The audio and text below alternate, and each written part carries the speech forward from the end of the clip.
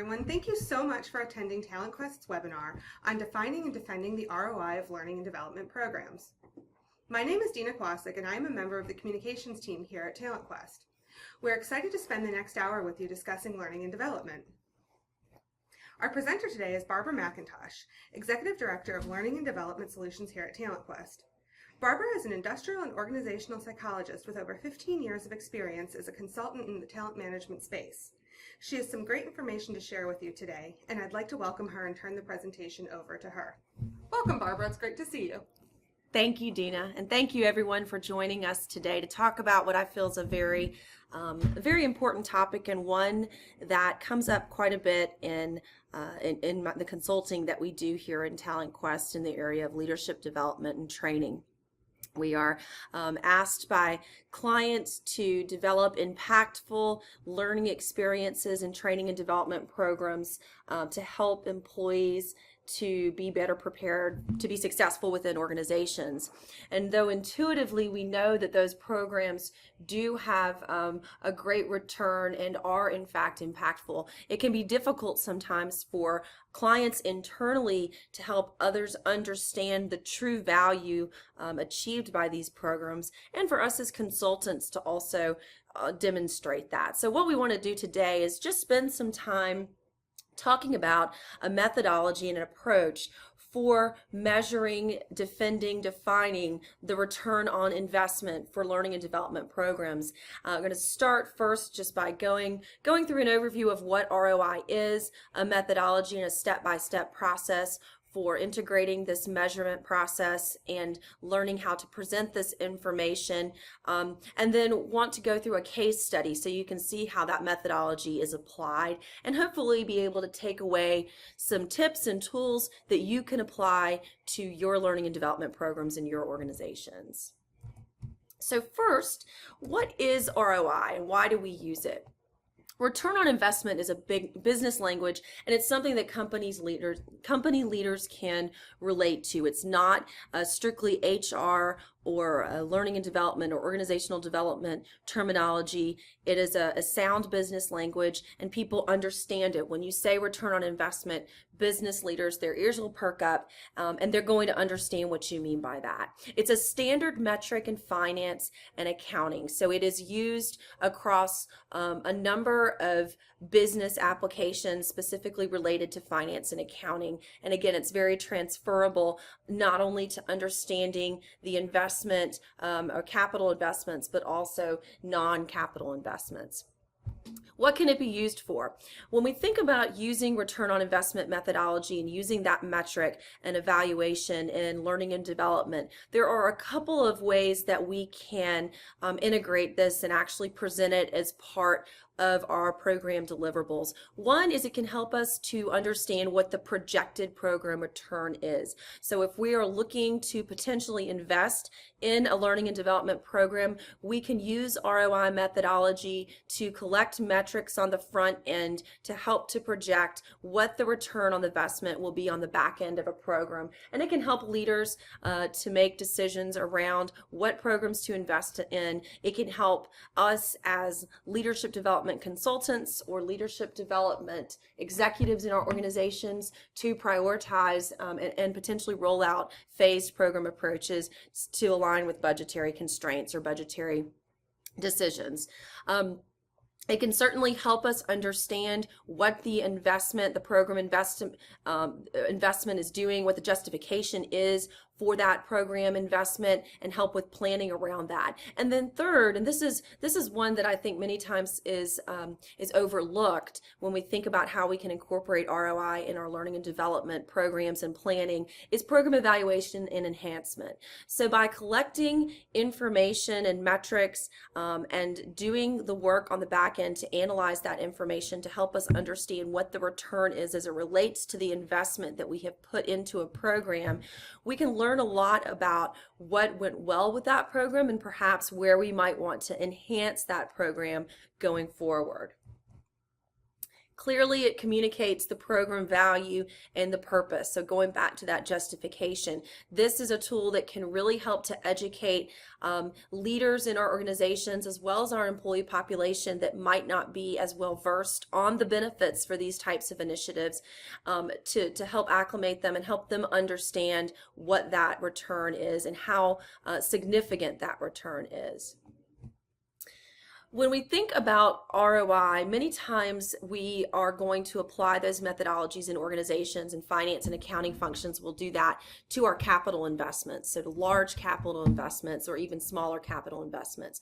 But non-capital investments, in which learning and development would roll up into, those investments make up a significant percent of an organization's total investments. There's data that shows it can be as much as 60-70% of total investments can be in those non-capital investments. So applying this methodology and ensuring that we're making sound decisions as it relates to where we're putting our dollars in learning and development can really help to control and provide guidance for a large percent of overall investments of an organization. So we don't need to just limit this methodology to those capital investments, but also to our learning and development and other non-capital investments.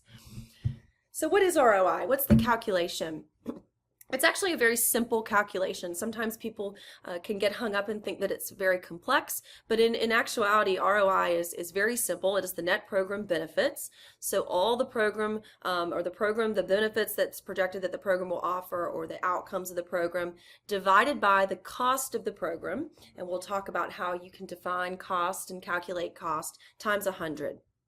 So it gives us the opportunity, or gives us a means to quantify program benefits by converting all those benefits that are used for the equation into monetary amounts. And this can be a challenge in some cases, and it's important to understand that when we do implement ROI methodology with learning and development and initiatives, not all of the benefits have to be quantified. Now, to put it into the calculation, into our ROI calculation, they do. Those program costs, those net program benefits, they do need to be converted into monetary amounts. But when we're actually telling the story, collecting the information and reporting back that information, it doesn't mean that by using ROI methodology, we have to exclude those benefits that are qualitative benefits. So I just want to point that out because I think that's very important. It's adding to, not taking away. So thinking about the evolution of program and training evaluation, for those of you that are participating in today's webinar that have had experience in learning about how to evaluate training and development programs, you are more than likely very familiar with Kirkpatrick's 4-level training evaluation. This is research that was done years ago to help try to provide some structure around a process for evaluating training and development, and it's still used widely today.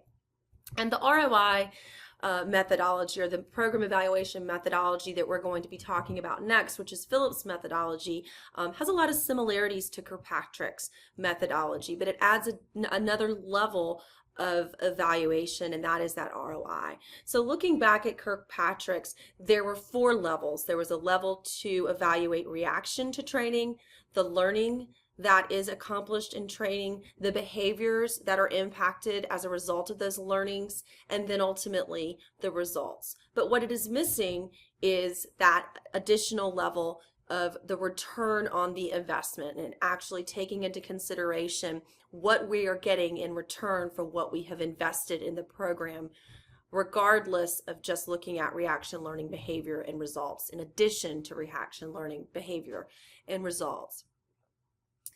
Phillips ROI methodology is the one that we're going to focus on today, and this can be a great tool and model, and one that we use at TalentQuest for you all to apply to your programs as you begin to think about programs that you might be implementing or thinking about implementing.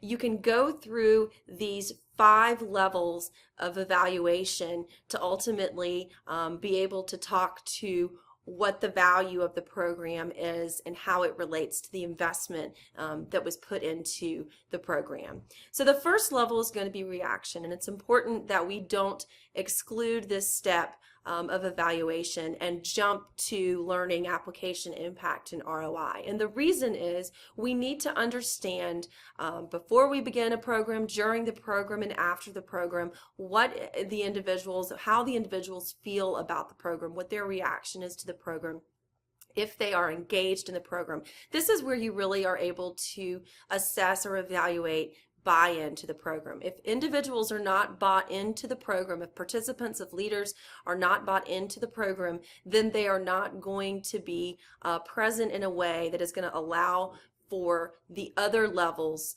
to be accomplished, for them to learn, to apply, for us to see the impact, and then ultimately for us to evaluate the return on that investment.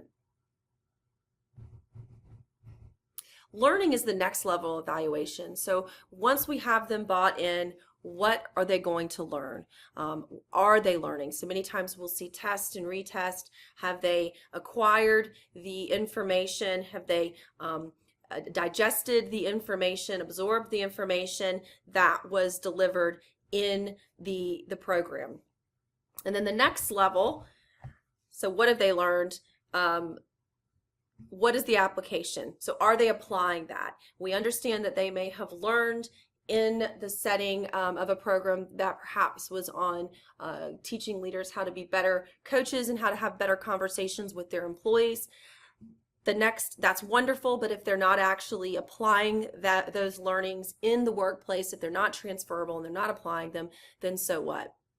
So we want to make sure that we incorporate in our total evaluation process an evaluation of the level of application and if people are actually changing their behaviors in the workplace. And if they are changing their behaviors in the workplace, that's fantastic.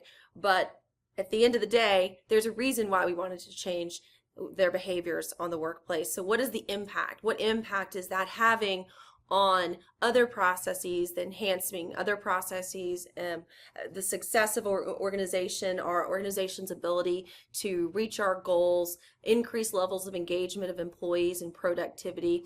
So now that we know that they've been bought into the program, they have engaged in the program, they've learned from the program, and we have been able to evaluate that they have in fact taken those learnings away and that they're applying them to how they do their work or how they carry out certain processes or functions.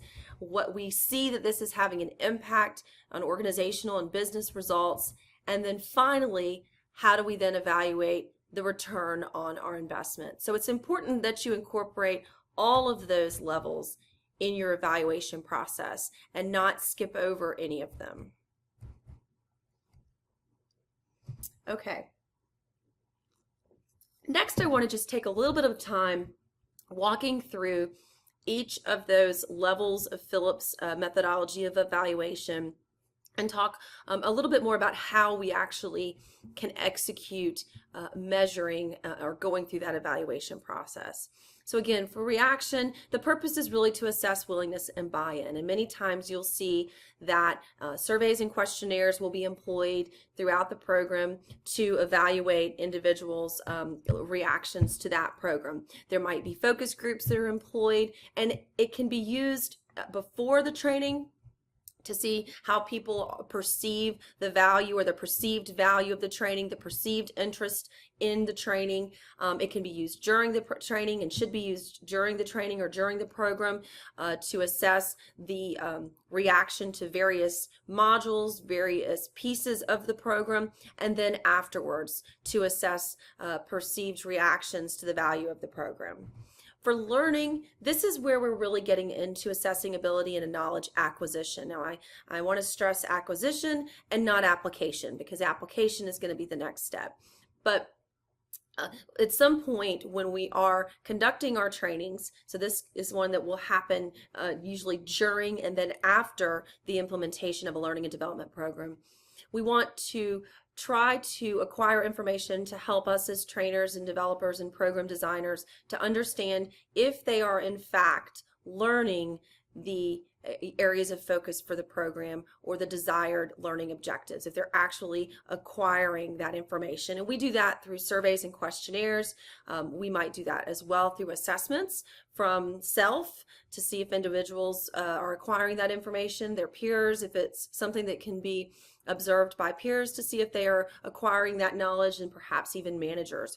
Role plays during trainings and after training to see if they are demonstrating not on the job but in the environment, the training environment, if they're demonstrating or modeling those learnings, can also be a way to evaluate that, as well as observations from trainers during training.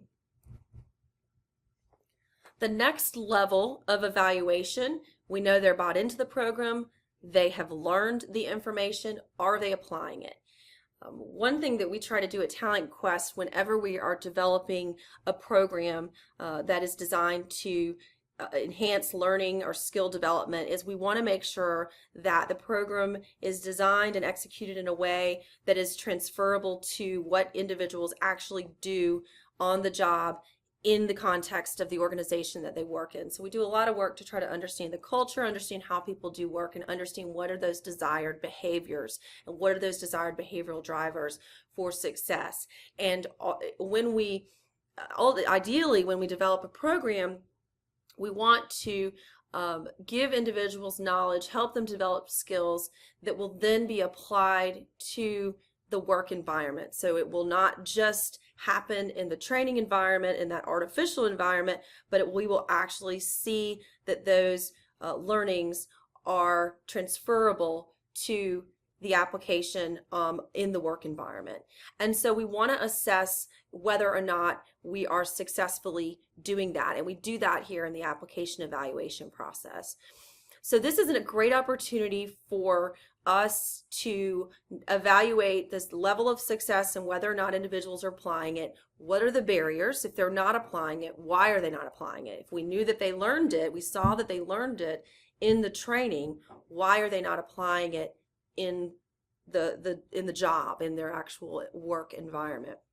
And then if they are, what are the things that are enabling that? If it's process, if it's leadership support, what do we want to keep doing to ensure that we're enabling those things to happen? So when we want to assess application, there's a number of different ways that we can do it, but it usually is going to be done post-implementation. So depending on the type of training, depending on what you want individuals to learn, what you want them to apply, and how long it will take for them to actually do that and for you to actually be able to observe that, that's going to drive at what time post-implementation of a program you want to begin and execute this application phase. But you'll see surveys and questionnaires be used. Performance data can be an excellent source if you are evaluating an individual's performance in an area that was a focus of a training or development program.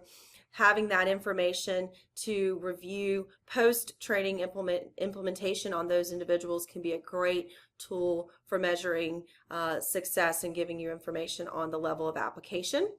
Observation of peers, observation of managers, observation of trainers. If trainers are brought back in to observe to see if there was actual application of the skills, competencies, and other learnings that were for the focus of the training. But again, it's something that's going to be done post-implementation of a program or concept. Impact. So here we want to know, so what? So they're doing it, so what? What are we actually seeing? How is this program impacting work habits? How is it improving business measures? How is it impacting business measures?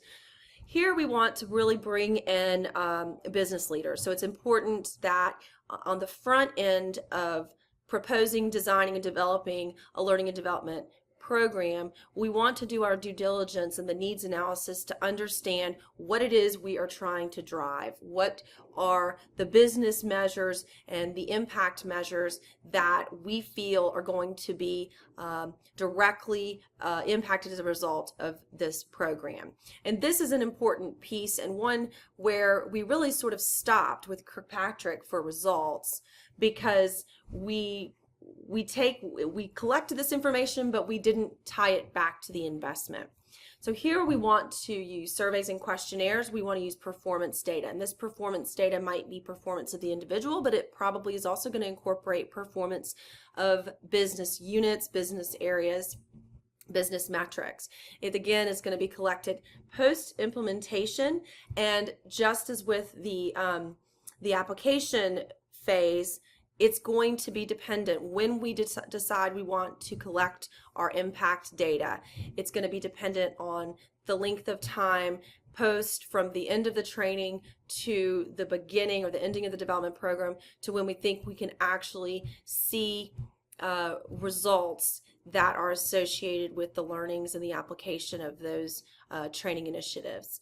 It's important here to note when people ask, well, when should we see this? When's a good time to collect impact measures? Of course, it does depend, but you don't want to do it so far behind the training that you lose your ability to control for your training. That control step is very important in the Phillips methodology. So to really be able to show ROI, we have to be able to say that we have controlled for extraneous variables, so other variables actually coming in to affect our impact measure, and that it is in fact the training and development that's driving those changes. All right, so finally, ROI, again, net program benefits divided by program costs times 100.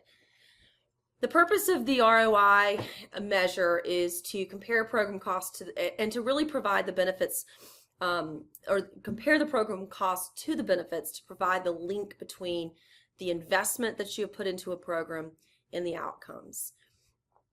One thing that's very important to consider as you are thinking about applying this methodology to your own training and development initiatives is that you don't want to measure ROI in the back end without having established a target pre-program.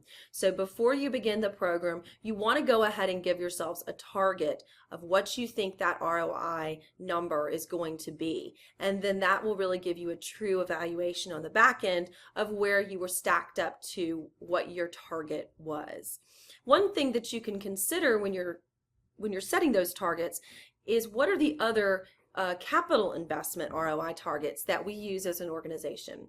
So partnering with finance and accounting to better understand the typical ROI percentage, those typical targets that are used for another initiatives, and using that as sort of a baseline or benchmark for where we're setting our learning and development ROI targets can be a good approach and something that leaders will feel more comfortable with because they're used to those similar levels.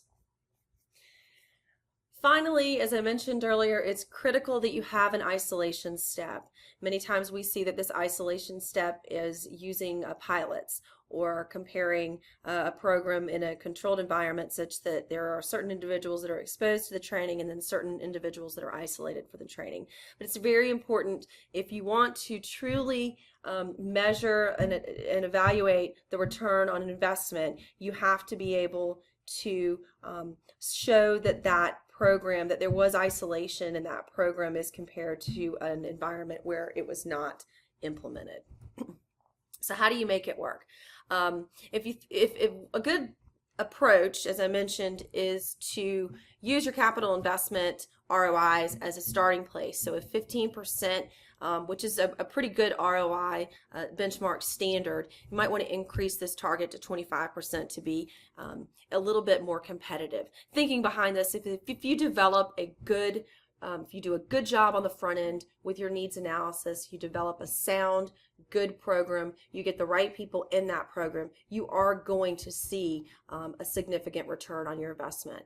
But 15, 25%, those are good numbers to start with. In some cases, break even might be a comfortable number for you, and the reason might be that you know that you're going to have to invest in something, a compliance or a safety program might be a good example of this, and everybody must go through it, and you're okay without any return on investment. There may be times when you have a negative return on investment, and while this may not be your desired outcome, through this evaluation, it's still a very important metric for you because it can tell you a lot and can give you insight into what went well or what went wrong in these cases, and what can you do to enhance, retool the program, or it could also save you from implementing a program more widespread if you use the isolation technique, which you should, and it can save your organization dollars. So even though a negative ROI is certainly not typically the goal or the target when we go into a program, it is a very informational metric. It is a process, though. This is something that should be proactive. It should be something that you really bring into consideration before you finalize what your training is going to be. It's something that does require monitoring. It requires due diligence for data collection throughout a program. So it does add an additional step in the implementation of a program, because you're not only implementing the program, you're implementing this evaluation methodology alongside the program. So it does take planning. It's very, very important as well that you consider your communication strategy alongside of this. So if you're going to invest in the time and the resources to collect information on an evaluation, and collect information across these different levels of evaluation, and to ultimately be able to report back your return on investment, communicate that to stakeholders. Don't hold that in a vacuum and not communicate it, and communicate your process and what you're doing to show the value of these programs along the way. And again, it's important that a thorough needs analysis happen on the front end before any program is implemented, and you're going to be much more likely, if you do that and you do your due diligence as designers, to fully understand the needs and what's going to have the most impact on changing behaviors and on the results, and most impact given your investment. If you do that needs analysis, you're going to be much more likely to have a positive return on investment. As I mentioned, there is a planning that needs to take place, and just very quickly wanted to show you an example of this. This is an example of a data collection plan. So as you're thinking about how you're going to collect information at these different levels, it's important that you look at each level: reaction, learning, application, impact, and ROI, and you think about what your objectives are within those areas. What are the measures and what's the data that's going to be used? What are the metrics we collect? What metrics might we need to put in place to be able to measure our program objectives? What is the methodology we're going to be used? What are the sources that we're going to have to go to collect that information? What's the timing, and ultimately whose responsibility is? And you really need to think about this at all levels: at reaction, at learning, at application, at impact, and then finally ROI, which is going to be your calculation. So towards the end of the webinar today, this last part, I want to take you all through an example, and this is based on adapted from a case study that's published in Measuring ROI in Learning and Development from the ROI Institute. And the ROI Institute is the organization that really has developed and published a lot of work around the Phillips methodology, and it is a great resource if you're interested in learning more about how to use that methodology and reading case studies of how that methodology has been applied to learning and development initiatives. I would encourage you to visit their website and to purchase this publication, because it has a lot of case studies, and this is one of them though that I wanted to go over today. So for this case example, this was a manufacturing organization, and they wanted to prepare production managers to more effectively create a motivational work environment to increase engagement of their employees.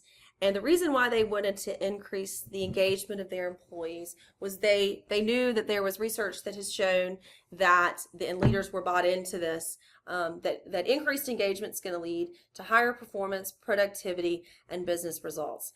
They were in a very competitive industry, and it was a packaging industry, and the they were losing a lot of money based on waste and rework. So they felt that if they had employees that were more engaged, those employees would be less likely to make errors in manufacturing production that could be costly to the organization. And they felt this really could be most impactfully done by getting their managers up to speed so that their managers were really creating this culture.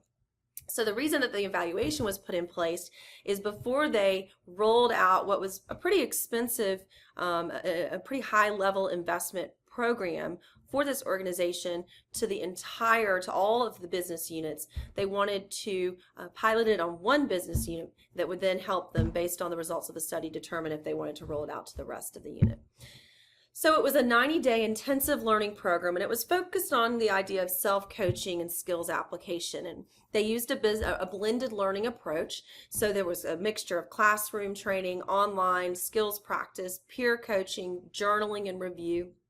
And again, it was based on research that really supported this link between self-coaching and motivational work environments. So getting these managers to learn this methodology, learn how to self-coach, learn how to self-monitor and continuously improve, and actually to do that in a work environment to ultimately help increase the engagement level of employees and to reduce the costs that were associated with some errors in waste and rework. So they used Phillips ROI methodology and analyze and determine intangible benefits and quantifiable benefits. So as I mentioned earlier, you don't have to exclude those benefits that can't be quantified in your method, in your approach, your evaluation, or your reporting and communication approach. They're just going to supplement your ROI numbers, which gives you those quantifiable. So from a level 5 standpoint, business alignment and forecasting, the impact measures, the measures that were associated with the business were to reduce controllable waste and rework, and then to increase engagement. So those were the two quantifiable measures that were determined to be most closely linked, predictively to be most closely linked to the results or the impact of the program, and also associated with a return that was quantifiable. So how did they isolate? With isolation for the engagement measure, and you can use engagement survey, they compared the production group to the maintenance group. So they implemented this at the production level, and that was determined that before, the production group and the maintenance group had very, very similar levels of engagement, so they were a good peer or peer group to use for comparison purposes. Quality. Here there was waste, so they had trends and forecasts of costs associated with monthly percentages of controllable waste and rework. So prior to actually beginning the study, they had conducted forecasting and taken into consideration outliers and estimated error to say if we continue to do things the way we have been doing, we would predict that this was the amount of waste that would be associated with our production group. So how did they measure? For reaction, they used a reaction survey. So their goals were to have a 4 out of 5 rating on the reaction survey every time it was given out, and that 80% of participants would be identified as having some planned action. So those were reaction, and they collected that at the end of each session. For the learning measures, the facilitator had an assessment of discussion that they did and the question responses. They had pre and post self-assessments where individuals could show what they knew on the subject matter before and then what they knew or had learned after they were given the training, and then an engagement index of direct reports during the program. So they had an engagement survey, and they would be able to collect information before, during, and after the program. So in terms of timing, the facilitator collected the assessments during the program. The engagement surveys were done at day 90, so it was a 90-day program, so they were done at the last day of the program. Skills journal we looked at before the program and then after the program, and then a self-assessment was done on the first day of the program or before the program, and then at the day 45 of the program. For application, so are they applying it? The way that was evaluated in this case study was they did self-assessment questionnaires. So the self-assessment questionnaires were giving them an opportunity to evaluate or to respond as to how much they were actually using what they had learned. And then also through the engagement survey, they were able to see if others were seeing these behaviors and if the engagement was going up. So self-assessment was given 3 months after the program, and the engagement survey was given 3 months post-program to be able to evaluate application. And then impact. The impact measures I mentioned were percentage of controllable waste and rework. So the people that were being studied, the subject matter or the subjects of the study, again, there was a certain amount of waste or rework associated with error and what they were doing that was very expensive. The materials were very expensive, and it was costing the company a lot of money. So we already had that metric, and then we have our engagement survey metric. That was our other impact metric. So waste and rework results were done 8 months after the program, and they compared them to those pre-program forecasts. So 8 months after the program, did we see that the amount of waste or rework that was associated with the work that this group was doing had significantly changed? And the other piece was the engagement survey 3 months post-program. Did the results, were they indicative of increased levels of engagement with our employees? So the target ROI was 15%. We also have to, in order to calculate the return on investment, we have to understand our investment. So the calculation of the investment was based on consulting fees, and that included the needs assessment, design, development, delivery, and evaluation of the program. It also took into consideration the printing, travel costs, the facilities costs, and then the participant salaries. So the cost associated with the fact that we were paying individuals during these periods of time that they were asked to be in training, but we weren't actually having them do work on the job. So that was incorporated in it as well. In terms of a benefit, the benefit was associated with the company provided standard monetary values for 1% of waste. So it was determined that 1% of waste was associated with $35,000. So every percentage of waste that went up for the calculation was equitable to about $35,000 for the company or down. And every percentage associated with rework was about $245,000. So that rework was really what was very, very expensive. And we had what the projected annual would be because that was done before. So if they had a certain percentage of their total work that was associated with waste or rework, we knew what that that trade-off was, or that equitable 1% equals $35,000 or $245,000, depending on whether it was complete waste and the product had to be scrapped or if it was rework. So the total program cost was determined to be $253,761. The projected annual benefit based on the results, so when they actually got the results and they looked at the overall results and the improvement of that waste and rework, it was $1,256,565,000. So once they collected all of this information, they were able to see that determined that was the projected annual benefit. So it was not looked at annually, but it was projected annually.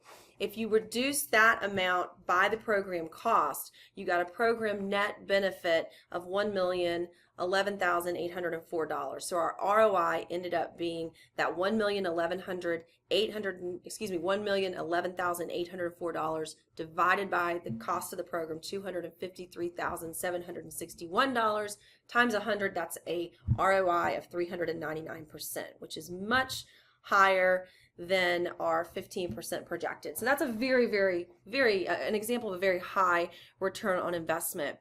But hopefully that gives you an example of how you can actually apply that methodology.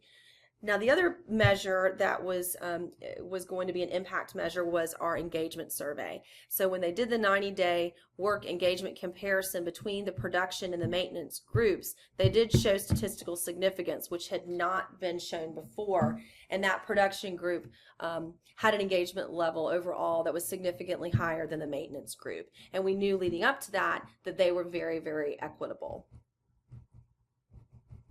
So just finally, as we're closing here, are you ready? Assess your organization's readiness. This is a process. It should be something that's organic, something that you want to start to play around with and consider and to do before you're asked to do it. The more you can organically grow and feel comfortable with the process, the more successful that you'll be looking at this. Begin exploring ways to incorporate it, be proactive, understand your business drivers, understand what drives business in the different areas, what are the key metrics, what do people hang their hat on, and engage with leaders to really assess the capabilities that we have and what metrics we already collect as an organization, and perhaps what metrics we could begin to collect in an organization that could be utilized in these types of projects. Be strategic in selecting programs to conduct an ROI analysis on. This is not something that you necessarily want to conduct for every program that you're rolled out. Obviously, if you've got programs that are projected to be higher level of investment, those are going to be better candidates than programs that perhaps are not as large of an investment. If you have programs where there might be some skepticism or there's a divide in individuals feeling that there's a need, this is a great opportunity to pilot and show the ROI and help to make those strategic decisions and help to internally sell the program, assuming the results do show that that program has a high return when compared to investment. Okay, thank you very much everyone for joining us today for this presentation. We look forward to hopefully your continuing to be present and to review TalentQuest webinars, and we hopefully you have taken away we hope that you've taken away some good information and you can begin to use this methodology and to show the return on these very impactful learning and development programs. Have a wonderful afternoon.